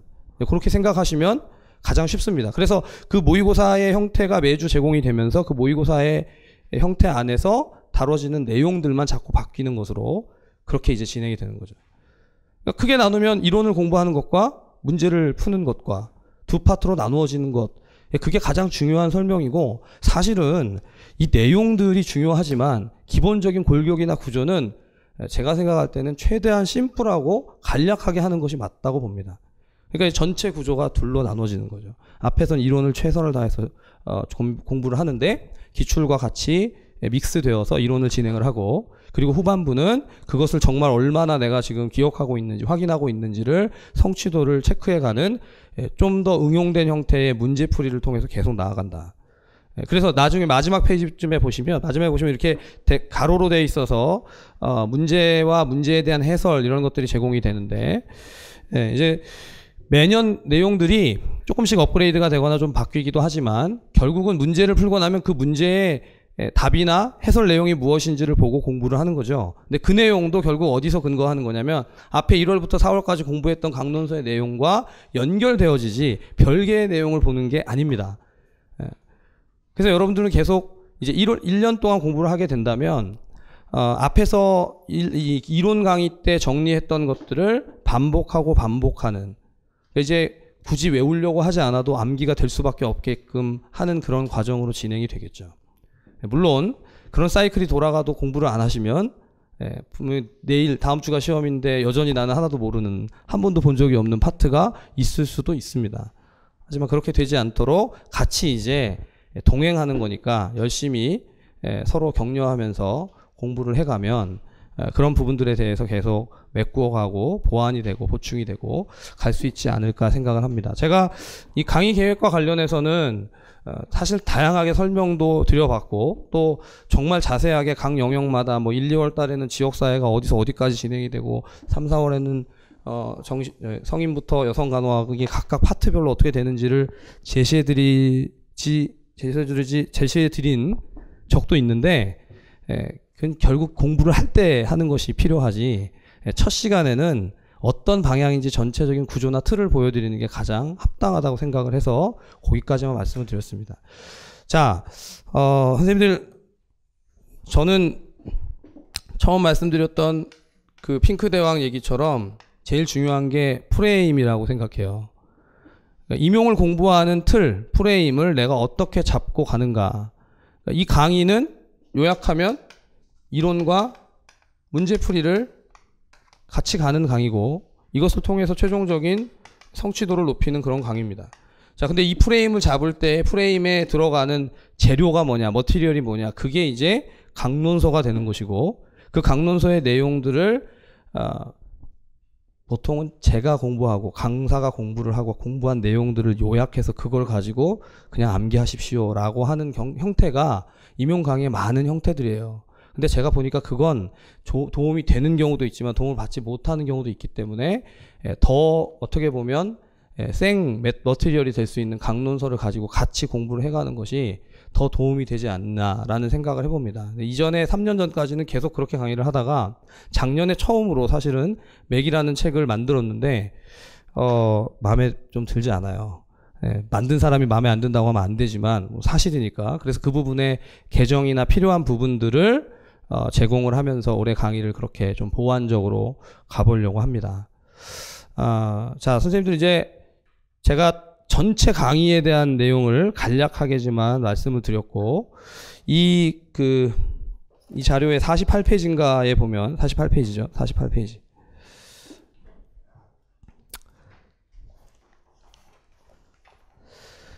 좀 민망하지만, 거기 사진에 나온 게 저래요. 예. 이 포토샵을 굉장히 심하게 한 것 같아요. 예. 자, 네, 감사합니다. 실물이 낫다는 견해가 있었습니다. 네. 자, 이게 이제, 커리큘럼은 말씀드렸던 것과 같이 거기 이제 1, 2월부터 12월까지 진행되어지는 전체 커리큘럼이 쭉 진행되어 가고요. 아래쪽에 보시면 뭐 경쟁률하고 합격선이 막 나오는데, 선생님들, 이 경쟁률과 합격선은 무시하십시오. 1년 동안 공부하시면서 경쟁률과 합격선에 영향받을 필요도 없고, 그것 때문에 공부하는 게 달라지지 않습니다. 다만 참고할 수 있는 자료로 제시가 된 것이지, 왜 이렇게 말씀드리냐면, 나중에 우리가 시험 칠 때 되면 선생님들이 시험 치실 그 지역의 경쟁률이나 합격선이 다 다르죠. 알 수가 없어요, 우리가. 그리고 아무리 경쟁률이 높고 아무리 합격선이 높아도 누가 공부를 하면 되죠? 내가 공부를 해서 그 선을 넘으면 되는 것이고, 경쟁률이 아무리 높아도 합격하면 되는 것이고, 그 커트라인에 영향을 받을 필요가 없어요. 저는 그게 맞다고 생각합니다. 근데 꼭 나중에 시험치기 한 얼마 전에 뭐 이제 원서 내기 얼마 전이 되면, 시간이 얼마 안 남은 상황이 되면 질문을 하시는 분들이 있어요. 어디에 지원을 하는 게 좋겠습니까? 고3 때 우리가 수업 지도하듯이 선생님들이 안타까운 마음에, 그 마음은 이제 알지만 사실 그건 알 수가 없어요. 뭐냐면 각자의 확률이 다 계산이 되잖아요. 뭐가 들어가죠? 교육학이 들어가고 전공이 들어가고 지역이 들어가고 실제로 그날의 컨디션이 들어가고, 이렇게 되니까 이 마지막에 나와 있는 합격선이라든가 지원의 경쟁률들은 다 정말 다양하고 예측 불허다라고 생각하는 게 맞습니다. 근데 이제 확실하게 예측할 수 있는 것, 확실하게 기대할 수 있는 것이 하나 있는데, 그건 뭐냐면 나예요, 나. 그죠? 자기 자신. 근데 자기 자신도 확실합니까? 네, 자기 자신이 확실하지 않으신 거죠, 지금. 이게 제일 어려워요. 그래서 공부를 하는 1년의 기간 안에 서로 이렇게 격려하고 같이 가는 것이 필요하지 않나라는 생각합니다. 작년에 같이 수업을 진행하고 또 공부했던 선생님들도 몇 분 계시기 때문에 말씀을 드리지만, 그 분위기가 만들어지면, 같이 공부하는 분위기가 만들어지면 결과도 중요하지만 가는 과정이 중요합니다. 그래서 정말 서로 돕고 서로 이렇게 협력하고 사랑까지는 바라지 않지만 사실은 같이 공부하다 보면 서로 사랑하기도 하는 것 같아요. 옆에 정말 좋아하고 같이 이렇게 잘 됐으면 좋겠고. 근데 분위기가 전혀 반대로 갈 수도 있거든요. 우리가 정말 내가 중요하다 보니까 그냥 나 합격하는 게 중요하지 내가 딴 사람까지 뭐 신경 쓰러 여기 사설학원인데 그렇죠? 그렇게 생각하시면서 이제 그냥 개별적으로 공부하는 거에만 집중을 하게 되면 그러면 사실은 분위기 자체가 다 막 이제 흐트러지면서 정말 어렵고 힘든 고난의 그런 수험 과정이 되는 경우도 있는 것 같습니다. 자, 이런 말씀 드리는 것은 직강을 공부하게 되면 몇 분이 오시든 어떻게 공부를 하든 제가 가지는 마음은 공부하시는 선생님들이 옆에 있는 분들과도 같이 이렇게 즐겁게 기쁘게 매주 만나게 되니까 서로 격려하고 서로 인사하고 지지하면서 공부할 수 있는 분위기가 되면 작년에 보니까 거의 분위기가 약간 여고의 교실 같은 분위기더라고요. 그건 제가 만들 수 있는 게 아니에요. 저는 여고 선생님이 아니잖아요. 그렇죠? 예. 근데 선생님들이 그렇게 같이 그런 분위기를 만들어서 공부를 하게 되는 것을 보았습니다. 최종적인 결과 뭐 누가 몇 명이 합격했고 어떻게 진행이 됐는다 아직 모르겠습니다. 알 수 없고 진행 과정이 있기 때문에 하지만 또 새롭게 공부를 시작하려고 하는 선생님들께 제가 이제까지 강의를 진행하는 방식이나 또는 관점이나 그리고 어떤 틀에 대해서 말씀을 드리고 마지막에 정말 강의실의 분위기까지도 어떻게 가는 것이 좋겠다라고 말씀을 드렸는데 선택은 본인에게 있는 것 같습니다. 그래서 내가 공부를 정말 이곳에서 같이 한번 해보고 같이 목표를 향해서 가보겠다라고 생각하시면 동참하셔서 그렇게 진행이 될 수 있을 것 같고 인강으로도 마찬가지입니다. 인강으로 강의를 듣더라도 이 분위기가 또 다 전해지거든요. 강의실의 분위기가 인터넷 강의에 동영상 강의에 선생님들이 들으실 때 다 또 들어가잖아요. 그래서 그게 또 영향을 받는 것 같아요. 서로 선한 영향을 받으면서 어렵고 힘든 길이거든요. 사실 공부하는 게 힘듭니다. 해보셨잖아요. 이제까지 다들. 공부를 나는 너무 쉽게 했다. 저희 학교 선배 중에 그런 사람이 있어요. 고등학교 선배고 대학 선배인데 고등학교 선배 중에 공부가 가장 쉬웠어요. 쓴 사람이 있어요.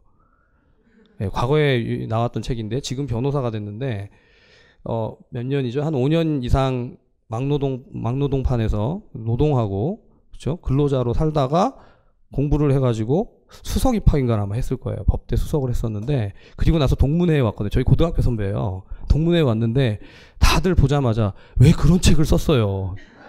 공부가 가장 쉬웠어요. 이런 거. 근데 그분의 말은 말이 되더라고요. 인생을 살아보니까 공부만큼 쉬운 게 없더라. 왜냐하면 결과가 굉장히 정직하다는 거죠. 한 만큼 층가되더라. 근데 사실 인생은 그게 아니라는 것이죠. 저는 임용고시 강의를 계속 해오면서 많은 선생님들을 만나고 또 많은 상황들을 보고 그런데 사실은 공부도 가장 쉽지 않습니다. 왜냐하면 공부하는 과정이 공부만 하는 게 아니기 때문에 강의를 듣는 것도 내가 들으면 그냥 끝나는 게 아니라 그걸 체화하고 계속해서 익혀가는 과정 속에서 인터액션이라는 것이 있고 옆에 사람과도 그렇고 또 필기 시험이 끝난다고 해서 끝나는 게 아니라 면접을 봐야 되기 때문에 또 준비를 해야 되고 또 그게 합격이 돼서 학교를 가게 되는 과정 속에서 많은 여러 가지 어려움들이 있거든요. 그것까지 지금 고민하면서 그러니까 난 임용 복잡하니까 못하겠네 이렇게 할 필요는 없지만 그런 여러 가지 복합적이고 복잡한 과정을 가는데 나 혼자 가는 게 아니고 동행할 수 있고 도움을 받을 수 있는 그런 영역이 노량진에 이곳에 있구나. 그래서 함께 할 수 있는 선생님들이 같이 계시고 또 앞에서 도와주겠다고 대놓고 가이드라고 그러잖아요. 그죠? 가이드라고 하는 존재가 있으니까 같이 이렇게 공부를 해보면 좋겠다라는 생각을 하실 수 있었다면 이 설명회가 저는 성공적이지 않을까 생각을 합니다. 몇 명이 강의를 듣는지 궁금해하시는 분들이 많더라고요. 그 강사는 몇 명이 강의를 듣냐, 도대체 몇 명이 합격을 했냐, 물어보시는 분들을 보면서 궁금하겠죠. 근데 저는 그게 중요하지 않다고 생각합니다. 저는 한 분이 와서 강의를 들으셔도 똑같이 강의를 할 거예요. 100명이 와서 강의를 들어도 똑같이 강의를 할 거예요. 강의 내용이 바뀌지 않습니다. 강의 방식이 바뀌지 않고, 그리고 우리 시험을 대비하는 것 자체도 저는 변함없이 그렇게 동일하게 아마 진행을 할 겁니다. 그리고 제가 목숨이 붙어 있는 한 매 주마다 강의 시간에 강단에 서 있을 겁니다. 되게 비장하죠? 근데 여러분들도 마찬가지예요. 내가 몸이 어떻게 건강이 유지될지, 그렇죠? 내가 정말 계속 공부를 지속할 수 있을지, 이건요 사실 때때로 우리의 힘으로 안 되는 경우도 있습니다. 하지만 그런 것까지도 정말 하늘에 맡기고 기쁜 마음으로 즐겁게 임용시험에 뛰어드신다면 저는 전력해서 뭐 삶을 바쳐 이러면 너무 좀 간지럽잖아요, 그렇죠? 그냥 제가 최선을 다해서 이제까지 했던 모든 제가 살아왔던 노하우와, 그리고 이제 이후에 또 저에게 이제 제 힘이 아니라 힘을 주셔야 되는데, 하늘에서 힘을 주시면 그 능력으로, 그 힘으로, 그걸 이제 전문용어로 은혜라고 하는데, 그것으로 계속해서 우리 선생님들을 좀 섬기고 강의를 지속할 수 있지 않을까 기대를 해봅니다. 네, 장시간인데 어떻게 이렇게 다들 집중해서 강의를 들으시는지 참 놀랍다는 생각이 듭니다. 여기까지 하고요. 이제부터는 그냥 편안하게 혹시 질문이 있으시면, 이 시간이 사실 두렵고 떨리는 시간이죠. 어떤 질문을 할지 모르니까. 하지만 질문을 좀 해주시면, 인터넷 강의를 들으시는 선생님들은 질문을 하실 수 없습니다. 지나간 강의니까요. 그렇죠? 근데 선생님들 질문해 주시면 제가 질문에 맞추어서 또 답을 좀 해드리고, 궁금증을 풀고 그렇게 좀 갔으면 좋겠습니다. 편안하게 말씀해 주시기 바랍니다.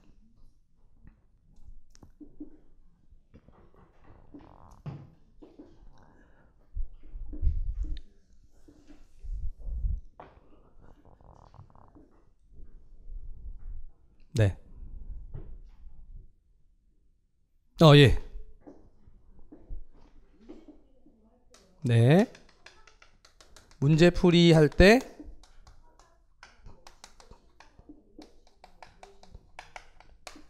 첨삭 직접 하는가? 네, 채점을 하는가? 네. 중요한 질문을 해주셔서 감사합니다. 문제풀이의 첨삭과 채점은 직접 강의를 듣는 직강의 경우에는 당연히 진행이 되고, 인터넷 강의도 이제까지 제 경험과 제가 해왔던 것을 말씀드리면 다 해드렸어요. 저한테 답안을 보내는 한. 학원에서는 공식적으로 그 부분에 있어서 이제 뭐 첨삭 게시판이라든가 어떤 그런 부분들을 따로 만들고 진행한 경우도 있지만, 보통 그런 것들이 공식적으로 존재하지 않는데, 개별적으로 저한테 답안을 작성해서 메일로 보내신 분들은 제가 기억하는 한 올해 시험이죠. 올해 시험까지 다 제가 피드백 해드렸습니다. 메일로 다 보내드렸어요. 근데 이제 중요한 전제는 뭐죠? 선생님들이 답을 쓰고, 쓴 답을 저한테 보내주셔야, 그래야 가능합니다. 시험 보고 나서 한글 파일로 만드셔서 그 한글 파일로 좀 쳐서 보내주시면 제가 채점을 해서, 그리고 간단한 코멘트를 해서 보내드려요. 네. 답이 되셨죠? 네. 또 질문, 예. 네.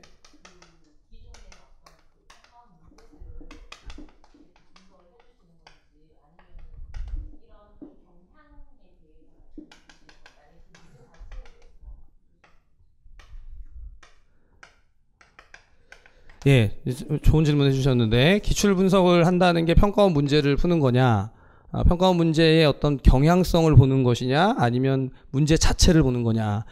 작년 강의를 기준으로 말씀드리면 문제를 풀었습니다. 기출됐던 문제 자체를 푸는 거죠. 근데 사실은 기출문제 자체를 푸는 것보다 더 중요한 건 경향을 보는 거예요. 어떤 방식으로 지금 계속해서 문제의 형태라든가 방향이라든가 내용들이 바뀌어가는가를 보는 겁니다.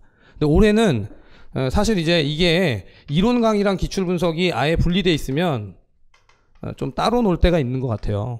작년 같은 경우에는 이론 강의를 진행하는 사이사이가 아니라 이론 강의가 거의 다 진행되는 후반부부터 이렇게 크로스해서 다른 강의로 기출 분석 강의를 했었는데, 제가 생각할 때는 이론 강의와 기출 분석이 좀 따로 놀지 않았나, 좀 분리돼 있지 않았나.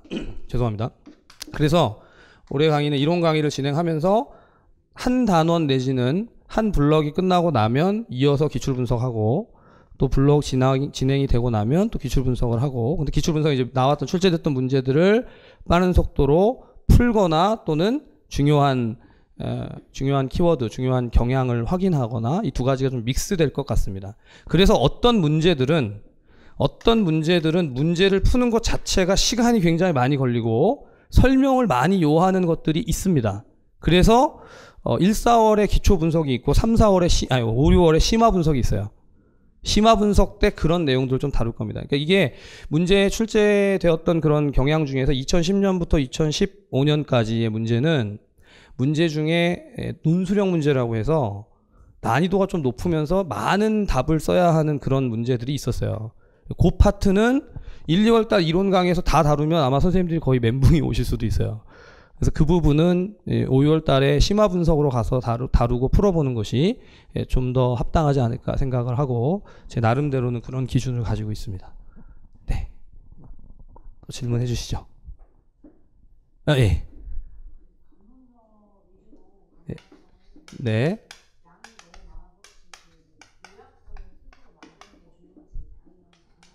예. 네, 감사합니다.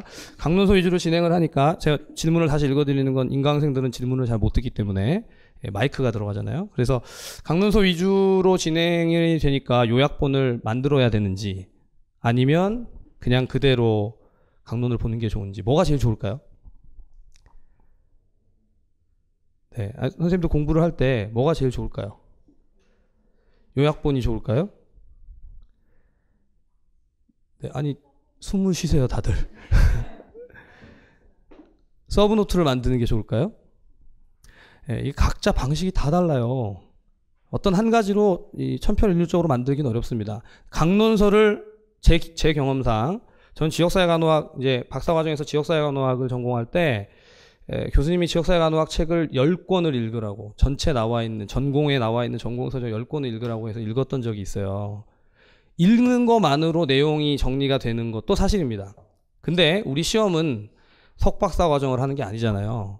요약을 하는 게 필요하죠. 그래서 아까 제가 말씀드린 게 요약본에 책이 따로 있는 게 아니라 슬라이드가, 강의를 할 때, 저 대학에서 강의를 할 때도 슬라이드 PPT를 쓰잖아요. PPT 자료를 굉장히 좀 요약된 형태로 드리기 때문에 선생님들이 강론서를 가지고 읽고 이 내용을 강의 때 PPT로 확인을 하면 그 내용을 기억하시면 되죠. 결국 두 가지가 굉장히 보완적이죠. 강론서를 내가 들고 있는 상태고 매주 강의에서 제가 그 부분에 있어서 여기에 이 파트들을 슬라이드 강의로 요약본으로, 책이 아니지만 자료가 제공이 되기 때문에 이걸 읽은 상태에서 이걸 보거나 또는 이 강의를 들은 상태에서 거꾸로 강론을 읽거나, 두 가지가 상호 보완적이라서 굉장히 도움이 될 거라고 기대를 합니다. 대학에서 저 작년까지 대학 강의를 계속 했으니까 뭐 지역사회도 가르치고 뭐 건강증진도 가르치고 할 때마다 강의하는 방식이 똑같아요. 강의 교재가 있으면, 대학에서 강의할 때 어때요? 강의 교재가 있으면 교수의 강의 자료가 있잖아요. PPT 슬라이드 자료가 있죠. 그러면 두 가지 중에서 뭘 봅니까? 네, 시험 보기 위해서 이거 보잖아요, 나중에. 결국 이걸 달달 외우잖아요. 제가 한 대학에 가서 강의를 하고 시험을 치는데 중간고사 감독을 하러 갔더니 애들이 진짜 슬라이드를 거의 막 글자가 안 보일 정도로 막 줄쳐놨더라고요. 문제는 거기서 안 나왔는데. 예. 근데 임용도 그럴 수 있기 때문에 사실은 강론서를 잘 읽어서 이해하고 통찰을 갖는 것이 필요하다고 봅니다. 예. 그래서 두 가지가 이렇게 좀 병행이 되면 좋을 것 같아요. 하지만 이렇게 시간을 아주 루즈하게 막 끌어가지는 못해요. 이 시험은 그렇게 공부할 수가 없기 때문에 빠른 속도로 진행이 될 겁니다. 네. 네, 또 질문이 있으십니까?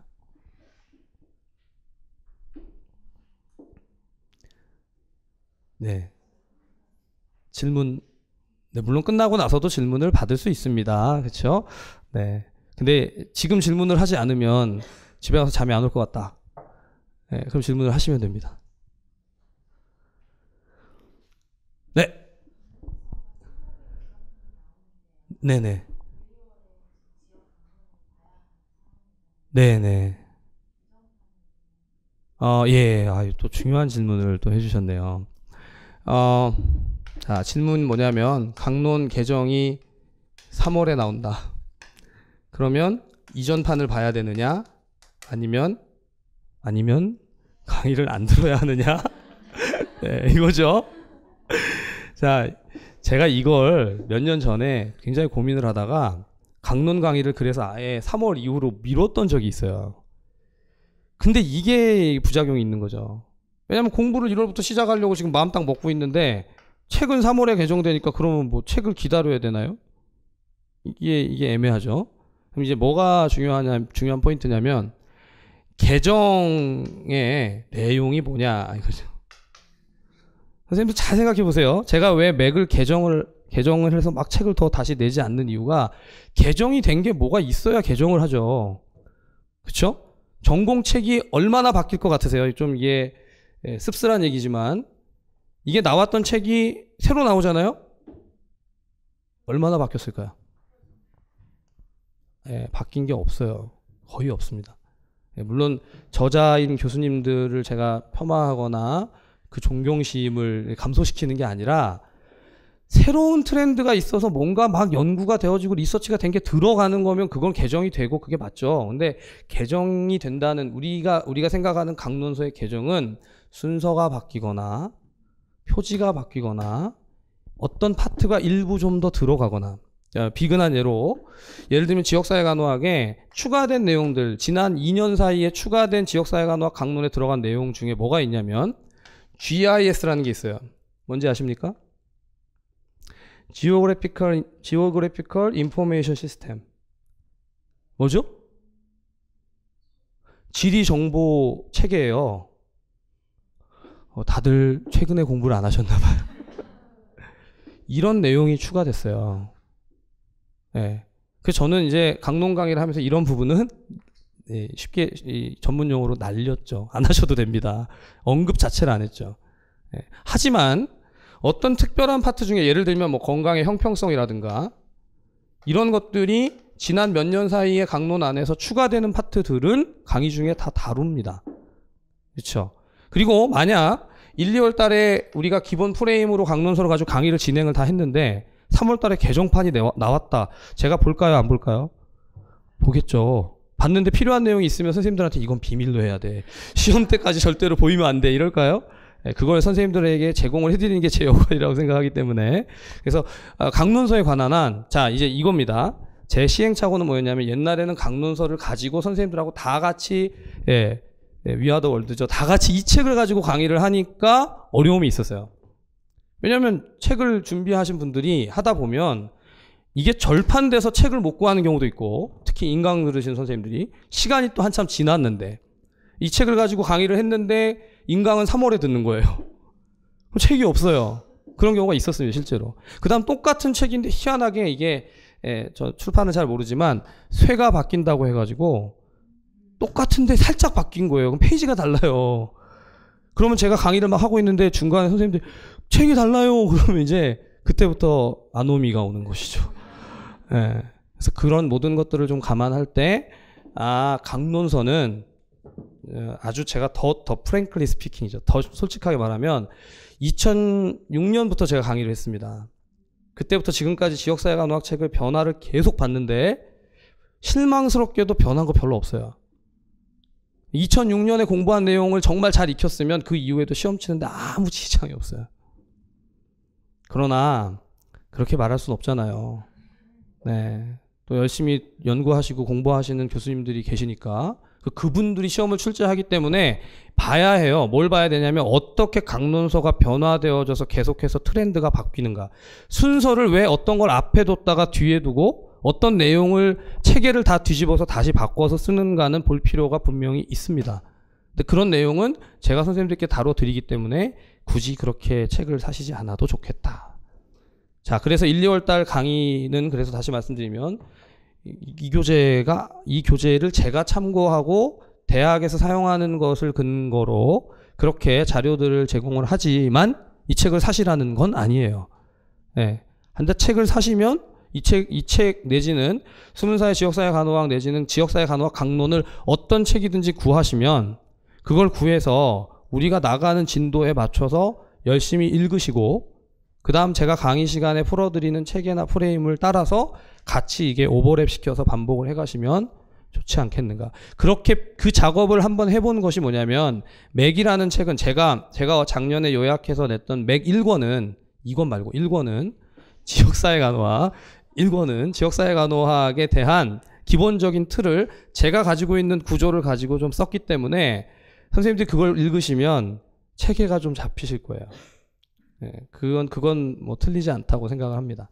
하지만 그걸 본다고 해서 체계가 잡힌다고 해서 내용을 다 아는 건 아니에요. 그래서 강론서를 읽으시는 게 가장 권해드리고 싶은, 열심히 소설책은 아니지만 이렇게 항상 옆에 끼고 사랑한다 지역사회 간호학 이렇게 네, 이렇게 좀 지내시면 특히나 지역을 어려워하거나 힘들어하셨던 선생님들은 조금 더 쉽지 않으실까. 그리고 지역이 잡히고 지역 안에 학교보건 이런 파트들의 프레임이 잡히면 임용 공부하기가 좀 수월해요. 그렇죠? 네, 동의해 주신 분이 계세요. 그렇죠? 진짜예요. 네, 그래서 그게 되고 나면 지역 정신 이런 파트들이 좀 정리가 되고 나면 다른 영역들도 같은 맥락에서 풀어갈 수 있고, 이게 이제 비중은 제가 다 오늘 더 말씀 안 드렸지만 지역 정신 성인 여성 아동의 출제 비중이 또 있어요. 다 똑같지 않습니다. 하지만 공부를 할 때는 똑같은 비중으로 공부를 해야죠. 근데 공부를 열심히 똑같은 비중으로 했는데 시험에 출제될 때는 실제로 비중이 다 다르게 출제되더라도, 그게 다르게 출제되면 올해는 내가 정신을 열심히 공부했는데 정신이 안 나왔어 이렇게 안타까워 할 때도 있지만, 예, 그렇다고 하더라도 준비를 할 때는 이 전체의 비율을 균형을 맞춰서 하는 것이 맞다고 생각을 합니다. 주옥 같은 질문들을 해주셔서 제가 답을 했습니다. 혹시 다른 질문도 있으세요? 한 분만 더 받죠. 딱 마지막. 예.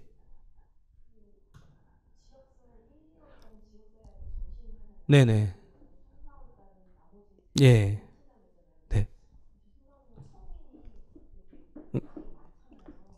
예. 잠시만요. 4번, 5번. 네. 1, 2월에 지역 정신을 하고 3. 네. 네. 네. 많다. 네. 네.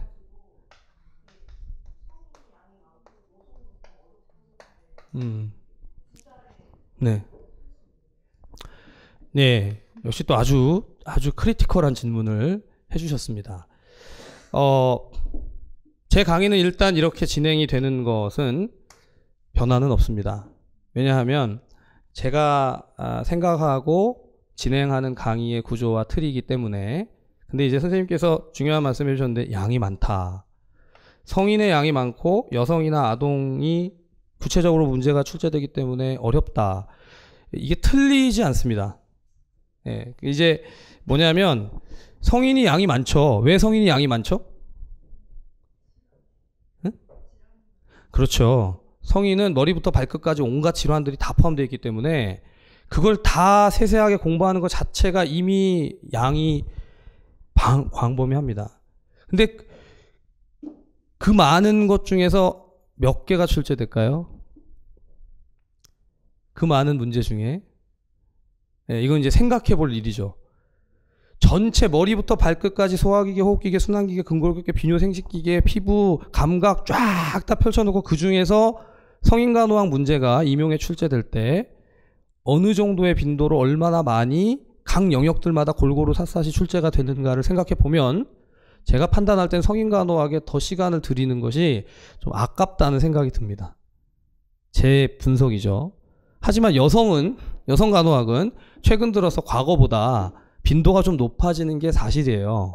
그래서 올해 3, 4월 강의를 하게 되면 성인, 여성, 아동이 있으면 아동은 빈도를 많이 낮춰야 돼요. 아동은 더 출제 자체가 많지 않기 때문에. 하지만 성인 여성의 그 퍼센테이지는 조금 더 증가시켜서 공부를 하는 게 맞을 것 같고, 그래서 이건 이제 3, 4월 강의 시작하기 전에 다시 한번 설명을 드리겠지만 메인 과목을 성인 정신 여성 그러니까 지역 정신 성인 여성 정도로 생각을 하시고 아동은 보충적인 과목으로 보고 가는 게 현재의 임용의 추세상 타당하다고 봅니다. 이건 해석이 다를 수 있어요. 말씀드린 대로. 왜냐하면 이 눈이 다르기 때문에, 색깔을 다르게 볼 수 있기 때문에.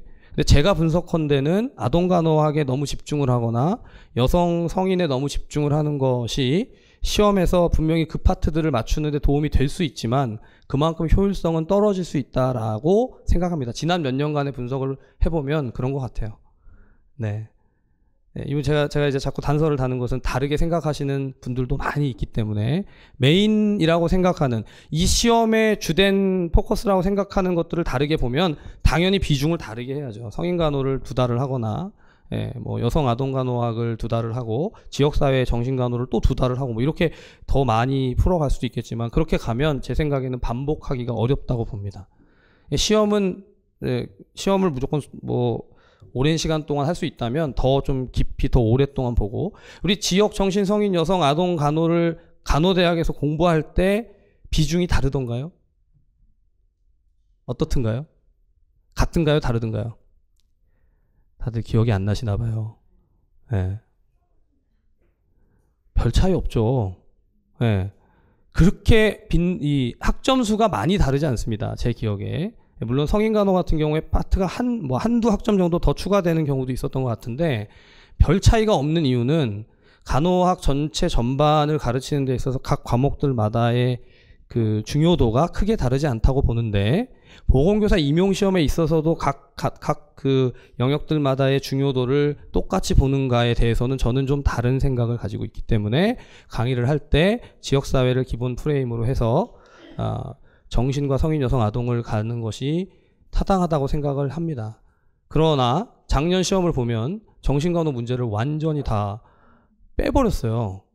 물론 정신간호의 이 배점을 놓고 보면 결코 적다고 할 수 없습니다. 마지막에 문제 자체에 논술형으로 문제가 나왔으니까 그럼 그 문제 하나로 사실은 당락이 다 갈릴 수도 있는 상태였고 하지만 그렇다고 문제 수가 줄었다고 해서 그러면 그 영역이 중요하지 않냐 뭐 이렇게 보기 어렵잖아요. 그러니까 이제 이걸 균형 있게 가긴 가야 하는데 그 안에서 나름대로의 최선안을 선택하는 게 맞다고 봅니다. 네, 설명이 됐을 거라고 생각을 합니다.